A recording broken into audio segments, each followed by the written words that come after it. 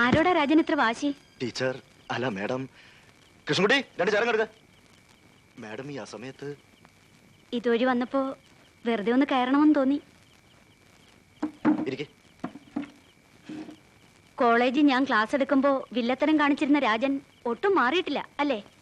അറിഞ്ഞു ഇന്നുണ്ടായ ഭൂകമ്പം. മാഡം ഞാൻ 100% പെർഫെക്റ്റ് ആണെന്ന് പറയുന്നില്ല. പക്ഷേ ഇന്നത്തെ സംഭവം.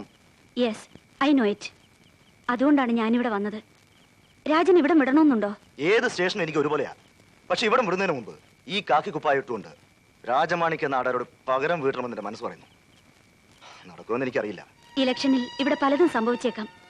അതെല്ലാം ഞാൻ ഒറ്റയ്ക്ക് ഫേസ് ചെയ്യേണ്ടി വരുമല്ലോ എന്ന് തോന്നി. ഇപ്പൊ അത് മാറി. രാജനിൽ, ധിക്കാരിയായ സർക്കിൾ ഇൻസ്പെക്ടർ രാജനിൽ still I have confidence.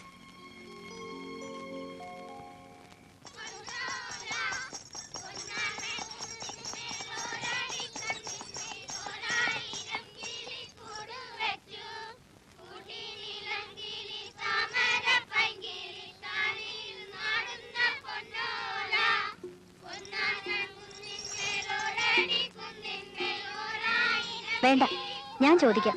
Savitri പഠിപ്പിച്ചോളൂ.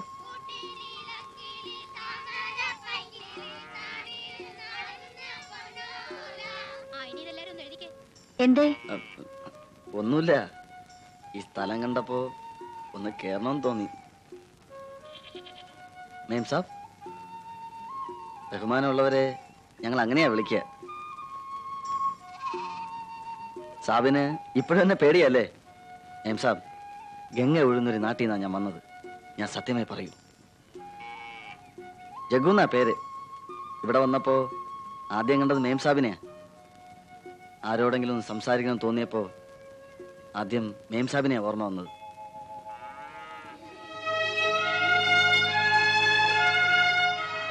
മേം സാബ്, ഈ കുട്ടികളൊക്കെ ഇവരെ അനാഥരെന്ന് ഞങ്ങൾ പറയാറില്ല. കുട്ടികളിൽ അങ്ങനെ ഒരു തോന്നലുണ്ടാവരുതെന്ന് മുത്തശ്ശന്റെ നിർബന്ധമാ.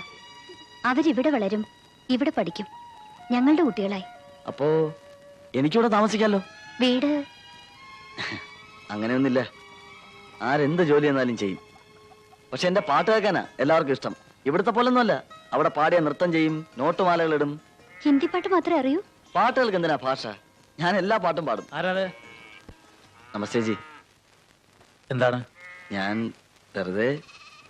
നിങ്ങളെ പോലുള്ളവർക്ക് വെറുതെ കടന്നു കയറി കുഴപ്പങ്ങൾ ഉണ്ടാക്കാനുള്ള സ്ഥലമല്ല ഇത്, മനസ്സിലായോ? ഞാൻ വന്നത് കുഴപ്പമൊന്നും ഉണ്ടാക്കാനല്ലേ. ഇവിടെ വന്നപ്പോ സ്നേഹമുള്ള ചില മനുഷ്യരെ കണ്ടപ്പോ കളിച്ച് രസിച്ച് നടന്നൊരു കുട്ടിക്കാലം എനിക്കില്ല. തെരുവിൽ നിന്ന് ഞാൻ എത്തിയത് എല്ലുകളിൽ അഴുക്ക് ചാലിലേക്കാണ്. അവിടെ എനിക്ക് അഭയം തന്നത് അബ്ബാസ് ഭായിയ. സാബിനെ പോലെ ഒരാളാണ് എന്നെ കണ്ടെത്തിയിരുന്നെങ്കിൽ, ഇതുപോലൊരു സ്ഥലത്താണ് ഞാൻ വന്നു ചേർന്നിരുന്നെങ്കിൽ ഒന്നും എന്റെ കുറ്റമല്ലല്ലോ സാബ്. വിഷമിപ്പിക്കാൻ വേണ്ടി പറഞ്ഞതല്ല. വരുമ്പോ പഠിപ്പിക്കുന്ന സമയത്ത് വരാതിരിക്കുക. കുട്ടികളുടെ ശ്രദ്ധ മാറും, അതുകൊണ്ട് പറഞ്ഞതാ. പോട്ടെ.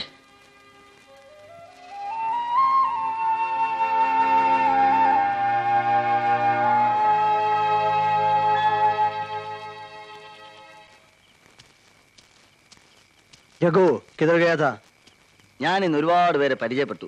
നമ്മുടെ നാട് പോലെ നല്ല ഭായി, എന്ത് നല്ല ആൾക്കാരാ. നീ ഇവിടെ നല്ല ആൾക്കാരെ മാത്രമേ കണ്ടു കാണുള്ളൂ, അതുകൊണ്ട് തോന്നുന്നതാ. അല്ല ഭായി, അവരുടെയൊക്കെ സംസാരം കേൾക്കുമ്പോ സ്നേഹോ വാത്സല്യോ എന്താന്ന് അറിഞ്ഞൂടാ. എന്താ, നിനക്കാരുടെങ്കിലും മൊഹബത്ത് തുടങ്ങിയോ? ഹേയ്, അതുകൊണ്ടൊന്നുമല്ല. ആകെ മനസ്സിനൊരു സുഖം. മനസ്സിന് സുഖമുള്ളപ്പോഴാണല്ലോ പാട്ട് പാടാൻ തോന്നുക. നീ ഒരു പാട്ട് പാട്. ഫിലിമോക്കി ഗീത് ഇഷ്ടമുള്ളത്. ബച്ചാവോ.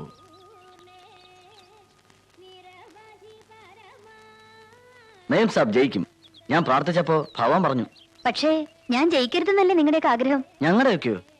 ജഗ്ഗുന്റെയും നിങ്ങളുടെ അബ്ബാസിന്റെ എല്ലാം. അയ്യോ, അതെന്താ മേം സാബ് അങ്ങനെ പറഞ്ഞത്? ജഗ്ഗുന് ഒന്നും അറിയില്ലേ എന്ന് ചോദിച്ചാ അബ്ബാസ് ഭായി അറിയാം. കേരളത്തിലേക്കാണെന്ന് പറഞ്ഞപ്പോ ആദ്യം ഭായി ഒഴിഞ്ഞതാ, പിന്നെ ഞാനാ നിർബന്ധിച്ചത്. എനിക്ക് ഈ നാടൊക്കെ ഒന്ന് കാണാനുള്ള കൊതിയുണ്ട്. അല്ലാതെ എന്തിനാ വന്നെന്ന് അറിയില്ലല്ലേ? അബ്ബാസ് ഭായി അതൊന്നും ഒരിക്കലും എന്നോട് പറയാറില്ല. സത്യം, എനിക്കറിയില്ല മേം സാബ്.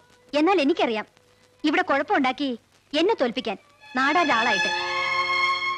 ഞങ്ങളൊക്കെ എന്ത് തെറ്റാ നിങ്ങളോട് ചെയ്തത്? നല്ല കാര്യങ്ങളല്ലേ ഞങ്ങൾ ചെയ്യുന്നതൊക്കെ. ഇനിയും ജഗ്ഗുവിന് അറിഞ്ഞൂടെങ്കിൽ അറിയാൻ വേണ്ടിയാ പറഞ്ഞത്.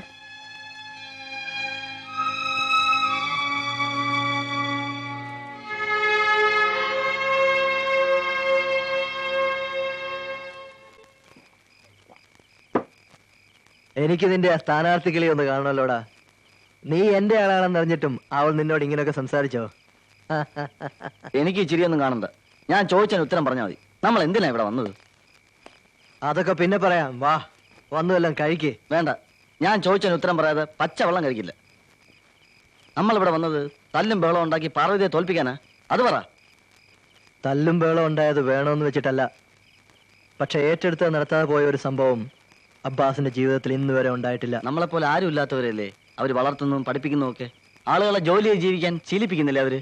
യഗോ, ഒരു കാര്യം നിനക്ക് ഞാൻ ഉറപ്പ് തരാം.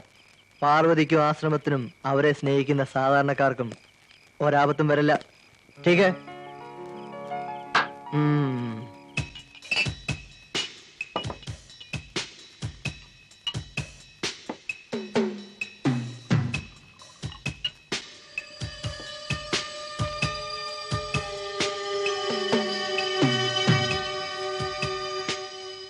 എന്താ പേര്? ഗോപാലസ്വാമി. ഗോപാലസ്വാമിയുടെ അഭിപ്രായത്തിൽ ഈ ഇലക്ഷനിൽ ആര് ജയിക്കും? ആര് ജയിച്ചാലും നമുക്ക് പ്രയോജനമൊന്നുമില്ല. ആട്ടെ, അമ്മാവൻ ആർക്കാ വോട്ട് ചെയ്യുന്നേ? ഇതുവരെ നാടാടെ ആർക്കാ വോട്ട് ചെയ്യുന്നത്. അന്ന് എതിര് നിൽക്കാൻ ആളില്ലായിരുന്നു. പക്ഷെ ഇപ്രാവശ്യം ഞങ്ങളുടെ പണിക്കർ സാർ പറയുന്ന പോലെ എങ്ക വോട്ട് പാർവതി അമ്മാവുക്ക് താ. അതെന്താ? ഇതിനു മുമ്പൊക്കെ നിങ്ങൾ രാജമാണിക്യ നാടാർ പറയുന്ന ആൾക്കല്ലേ വോട്ട് ചെയ്തിരുന്നത്? அதே செய்திருக்கிறோம்.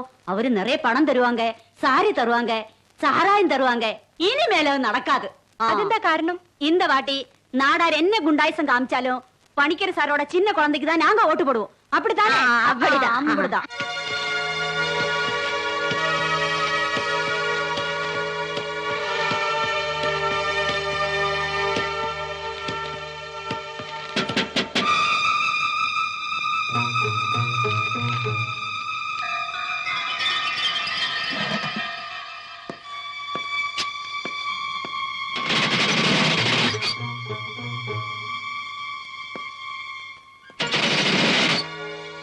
എന്താ വിശ്വാസക്കുറവുകൊണ്ടാണോ പരിശോധനയ്ക്ക് ഇറങ്ങിയത്?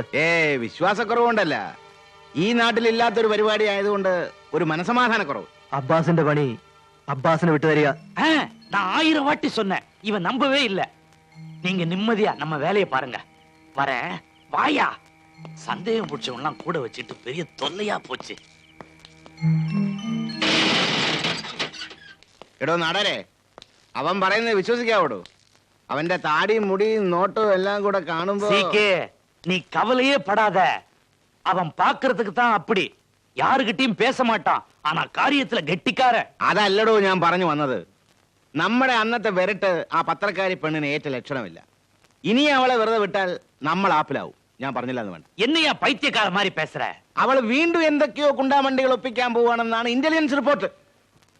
നമ്മുടെ ഡിസ്റ്റിലറിയും മദ്യദുരന്തവും അബ്ബാസും ഇലക്ഷനും എല്ലാം കൂടി കണക്ട് ചെയ്ത് ഒരു സ്റ്റോറി തയ്യാറാക്കി അവൾ ഡൽഹിയിലെ പത്രത്തിൽ അയക്കാൻ പോവാണെന്ന്. Election കമ്മീഷണർക്കും copy അയക്കുമെന്ന്. போயா. താൻ ആ ഇലക്ഷൻ കമ്മീഷണറെ പറ്റി കേട്ടിട്ടുണ്ടോ? അല്ല, ഇയാളെല്ലാം പത്രം വായിക്കുകയല്ലോ. അങ്ങേരാളൊരു കടിക്കാൻ പറ്റിയ എല്ലും കഷ്ണവും കാത്തു കിടക്കുകയാണ് അയാള്.